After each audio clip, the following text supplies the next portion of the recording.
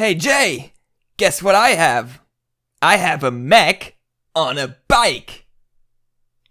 Well, yeah, I have a Dorito mech in a Dorito mech.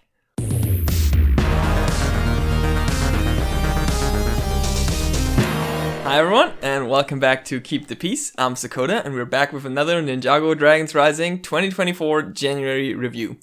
This time it's set number 71805, Jay's Mech Battle Pack. We got this set along with the others sent to us from the LEGO Ambassador Network, so big thank you to them. But my opinions on this set are my own. This set has 78 pieces, it goes for $8.99 in pounds or $9.99 in dollars or euro, and let's get into the review. First up, here's everything you get in this set. We of course get the small Jay mech, and in this set we get 4 minifigures, which are Jay in his mech suit, the Master Lloyd minifigure, a Wolf Mask Guard, and a Wolf Mask Claw Warrior. Let's start by taking a look at those wonderful minifigures. Left to right we have Jay, Master Lloyd, the Wolf Mask Claw Warrior, and the Wolf Mask Guard, with Jay and Lloyd, at least right now, being exclusive to this set. Jay rocks his mech suit design, which is of course similar to the other ninjas in this wave. These suits feature a dual molded new mask piece, which I'm personally a really big fan of. I like them a lot. This one for Jay here is dual molded in blue and dark blue. Jay uses the same face print they used in Dragons Rising Season 1 last year. And the print on the torso and legs kinda looks like it's an armor with like this golden outline. That's over a more traditional gi underneath. Jay's suit features the print here in the front with the golden J in Ninjago, as well as that bright yellow belt, which I think is a really good use of that color as an accent. Master Lloyd is an amazing minifigure, and I really hope this has some show implications. He features a dual molded head and hairband combo, but as opposed to older sets where this headband was dark green, this here is bright green. The head is the same one we've been getting since all the way back in 2017, but that torso design is what I really like here. It has this nice green and gold dragon scale pattern. He seems to be wearing a tan robe underneath this white robe.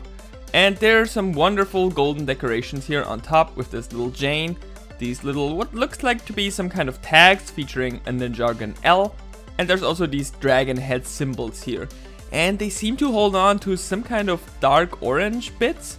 So maybe this suit is intended to go with a cape, but I'm not sure on that.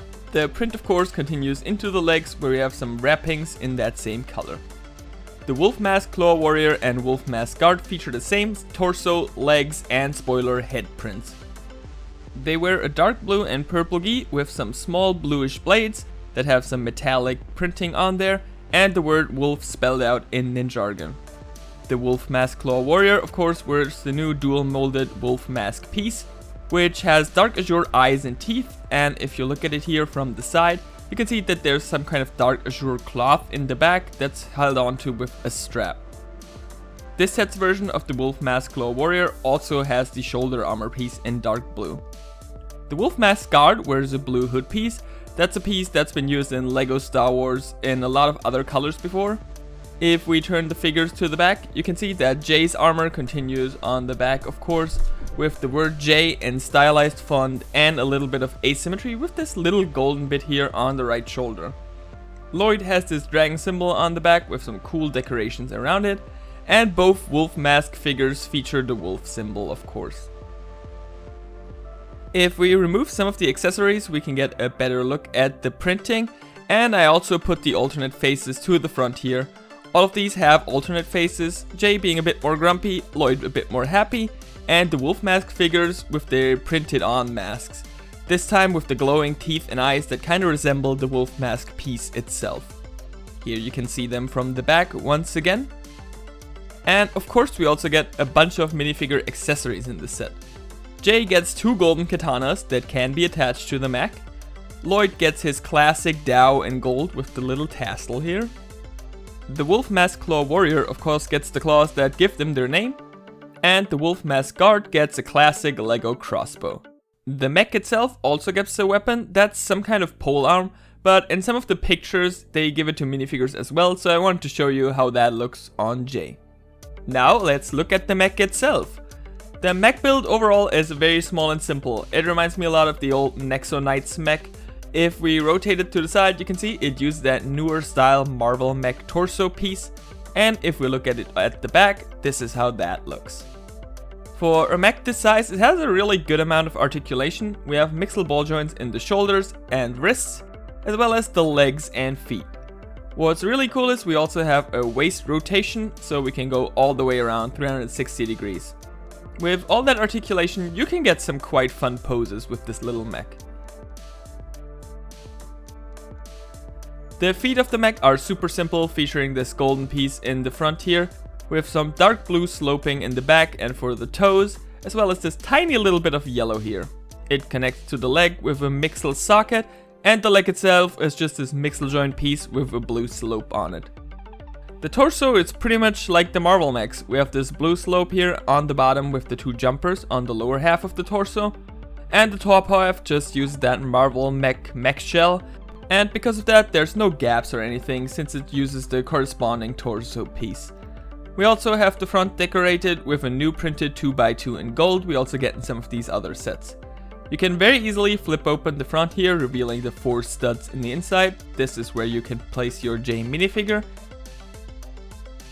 And he fits in there quite nicely, and he's very well covered. In the back of the mech, we have this singular yellow piece here at the bottom, as well as these clips that can hold on to Jay's katanas. You can take them off quite easily. The arms use one of the last remaining CCBS pieces, the Star Wars Construction shin armor in gold here. It connects to the blaster with a mixel joint with this little slope here on the bottom and a golden ingot. So you can very easily aim with the blaster and of course fire the studs. These as always shoot very well. The other hand has a big pole arm that I showed earlier, with the golden blade in the front and the little tassel in the back. In the set we get a couple of extra pieces. Most of them are extra ammo for the blasters. There's no stickers in this one, and one small instruction booklet with an ad for the other sets in the back. This set still came with plastic bags for me, even though a lot of the other sets in this wave came with paper bags. Okay, now I want to give you my final thoughts and opinions about this set. The mech itself is super simple. We've seen mechs like this a lot of times before. It has a good amount of articulation for this size, but it's nothing too crazy.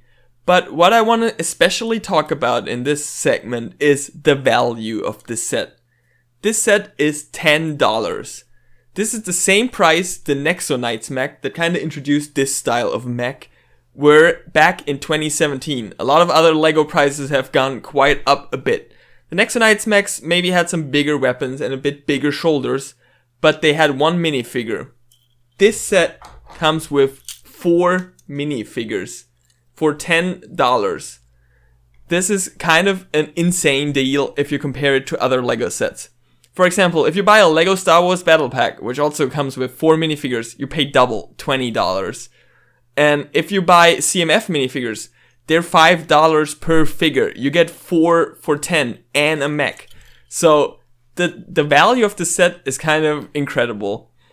While price per piece wise, you would say it's below the classic 10 cent per piece, this set is, for minifigure collectors, a really good value.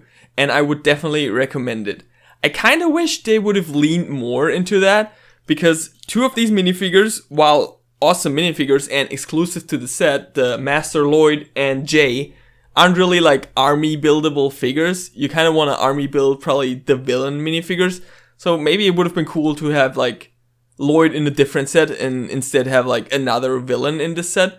But overall, I can't really complain. I think this set is a very good deal. I highly recommend it if you want these figures, and the mech itself is also quite fun. So yeah, I think it's overall a very good set. Thank you all so much for watching my review. I hope you enjoyed it. Please subscribe if you want to see more Ninjago Dragons Rising set reviews.